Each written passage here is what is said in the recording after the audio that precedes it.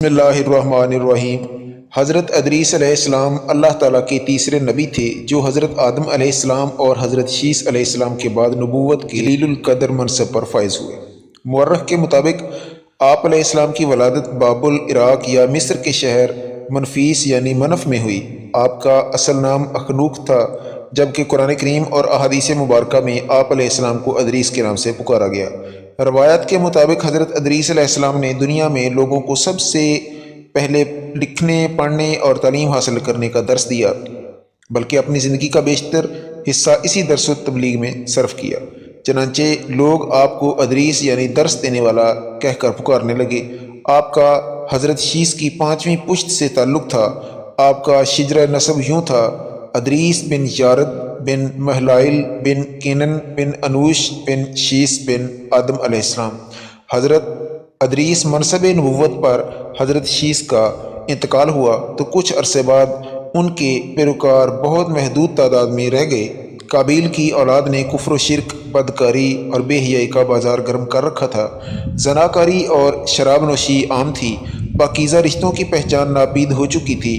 بتوں کی پوجا اور آگ کی پرستش ہو رہی تھی۔ گویا دنیا پر شیطان اور اس کے حواریوں کا راج تھا۔ حضرت آدم علیہ السلام اور حضرت شیس کی قائم کردہ شرعی حدود اور احکامات الہی کو پامال کیا جا رہا تھا، اور یہی وقت تھا کہ جب اللہ جل شانہ نے اس بگڑی قوم میں ایک نبی مبعوث کرنے کا فیصلہ کیا اور اس عظیم منصب کے لیے حضرت شیس کی نسل سے حضرت ادریس کا انتخاب فرمایا۔ حضرت ادریس میں وہ تمام خوبیاں بدرجہ اتم موجود تھیں جو اللہ کے نبی میں ہونی چاہیے۔ آپ حضرت آدم علیہ السلام کے دین کے پیروکار، نہایت عبادت گزار، متقی، پرہیزگار اور انتہائی سچے انسان تھے۔ بابل سے مصر کی جانب ہجرت نبوت کے منصب پر فائز ہوتے ہی آپ نے اپنی قوم کے بھٹکے ہوئے لوگوں میں واعظ و تبلیغ کا کام شروع کر دیا، لیکن راہ ہدایت کا یہ درس اور نیکی کی باتیں ان لوگوں کو بہت ناگوار گزریں، چنانچہ وہ آپ کے دشمن ہو گئے اور آپ کے پیروکاروں کو طرح طرح سے اذیتیں دینے لگے، یہاں تک کہ آپ نے ان کی ایذا رسانیوں سے تنگ آ کر بابل سے ہجرت کا فیصلہ کیا اور اپنے پیروکاروں کو اپنے اس فیصلے سے مطلع فرمایا۔ چونکہ بابل دریائے فرات اور دریائے دجلہ کے کنارے ایک سرسبز شاداب علاقہ تھا، لہٰذا لوگوں کے لیے اس علاقے سے ہجرت کرنا خاصا مشکل فیصلہ تھا، اور انہوں نے اس حوالے سے تحفظات کا اظہار بھی کیا۔ لیکن پھر حضرت ادریس کے سمجھانے پر وہ لوگ آپ کے ساتھ ہجرت پر تیار ہو گئے۔ حضرت ادریس اور ان کے پیروکاروں نے بابل سے مصر کا رخ کیا اور دریائے نیل کے کنارے آباد ہو گئے، جو بابل سے بھی زیادہ سرسبز شاداب علاقہ تھا۔ حضرت ادریس نے یہاں کے لوگوں میں درس و تبلیغ کے کام کو جاری رکھا۔ آپ اس وقت لوگوں میں رائج تمام زبانوں سے واقف تھے اور عوام کو انہی کی زبان میں درس دیتے تھے۔ قرآن پاک میں آپ ذکر قرآن مجید میں 2 مرتبہ آیا ہے۔ سورہ مریم میں اللہ تعالیٰ فرماتے ہیں، اور اس کتاب میں ادریس کا ذکر بھی کیجیے، بے شک وہ بڑے سچے نبی تھے اور ہم نے ان کو بلند رتبہ تک پہنچایا۔ نیز سورہ انبیاء میں اللہ تعالیٰ نے فرمایا، اور اسماعیل اور ادریس اور ذی الکفل کا تذکرہ کیجیے، یہ سب احکام الہیہ پر ثابت قدم رہنے والے لوگوں میں سے تھے۔ قرآن کریم کی معروف و مستند تفسیر معارف القرآن کے مطابق حضرت ادریس علیہ السلام حضرت نوح علیہ السلام سے 1000 سال پہلے پیدا ہوئے۔ اللہ تعالیٰ نے آپ کو نبوت کے مرتبے پر سرفراز فرمایا اور آپ پر 30 صحیفے نازل فرمائے۔ حضرت ادریس علیہ السلام وہ پہلے انسان ہیں جنہیں علم نجوم اور حساب بطور معجزہ عطا کیے گئے۔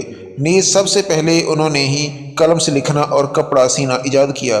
ان سے پہلے لوگ عموماً جانوروں کی کھال لباس کے طور پر استعمال کرتے تھے۔ پھر یہ کہ سب سے پہلے ناپ تول کے طریقے بھی آپ نے ہی متعارف کروائے، اور اسلحہ بھی آپ کی ایجاد ہے۔ آپ نے اسلحہ تیار کرنے کے بنو قبیل سے جہاد کیا۔ علامہ ابن اسحاق کا کہنا ہے کہ دنیا کا سب سے پہلا شخص جس نے قلم سے لکھا حضرت ادریس ہیں۔ معاویہ بن حکم بن سلمہ رضی اللہ تعالیٰ سے مروی ہے کہ انہوں نے حضور صلی اللہ علیہ وسلم سے رمل کے بارے میں سوال کیا۔ یہ ایک ایسا علم ہے جس میں ریت پر مخصوص لکیریں کھینچ کر کچھ معلوم کیا جاتا ہے، تو رسول اللہ صلی اللہ علیہ وسلم نے فرمایا، ایک پیغمبر تھے جنہوں نے یہ لکھا، لہٰذا جس شخص کا خط ان کے موافق ہو جائے تو اچھا ہے۔ علماء تفسیر فرماتے ہیں کہ پہلا شخص جس نے تبلیغ دین کے لیے وعظ و خطاب کا سلسلہ شروع کیا وہ حضرت ادریس تھے۔ حضرت ادریس چوتھے آسمان پر ہلال بن سیار کہتے ہیں کہ حضرت ابن عباس نے حضرت کعب سے پوچھا کہ قرآن پاک کی اس آیت اور ہم نے ان کو اونچی جگہ اٹھا لیا کا کیا مطلب ہے؟ تو حضرت کعب نے فرمایا، اللہ عز و جل نے حضرت ادریس کی طرف وحی بھیجی کہ میں تمہیں ہر روز تمام बनी आदम के अमाल के बराबर दर्जात देता हूँ, और इससे मुराद उस ज़माने के तमाम बनी आदम थे।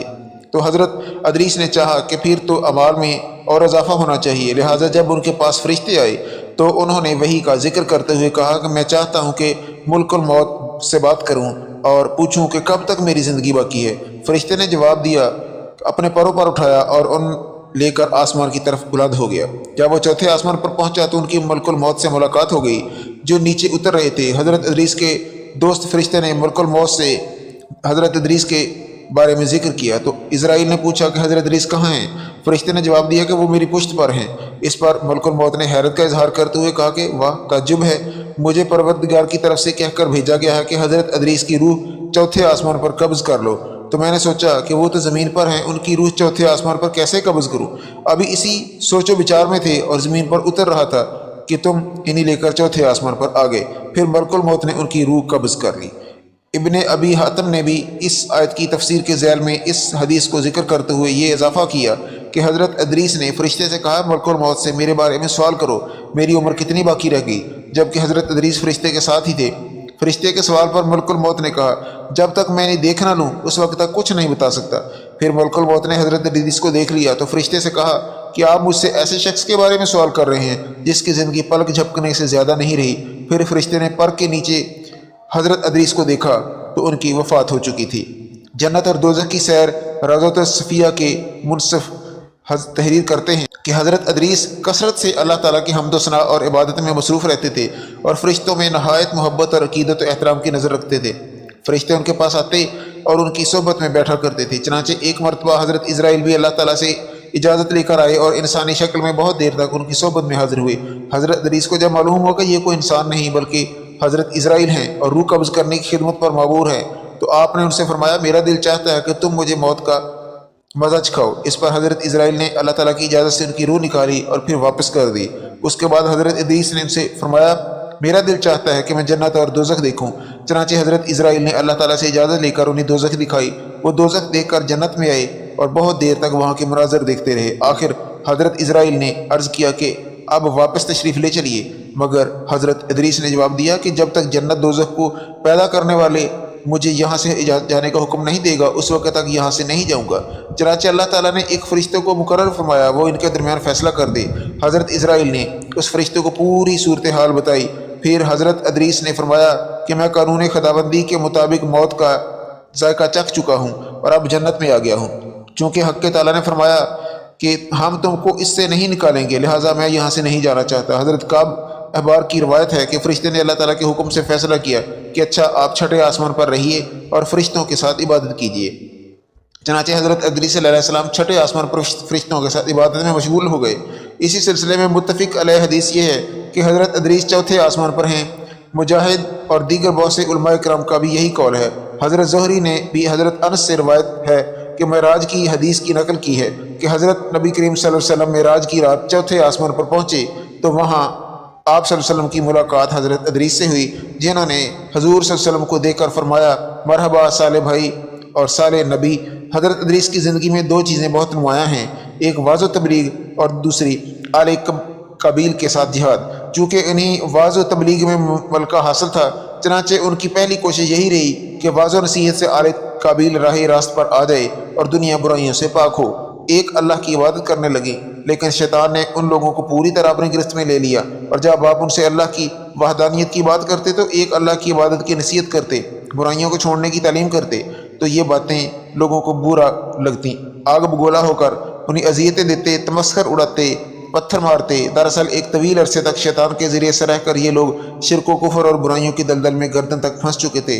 दुनिया वाज़ेह तौर पर दो ग्रोहों में तकसीम हो चुकी थी, एक शैतान के पैरोकार और दूसरे अल्लाह रब्बुल इज़्ज़त कायनात के मानने वाले। हज़रत अदरीस इस सूरत हाल पर बड़े दिल गिरफ्तार और परेशान रहा करते थे।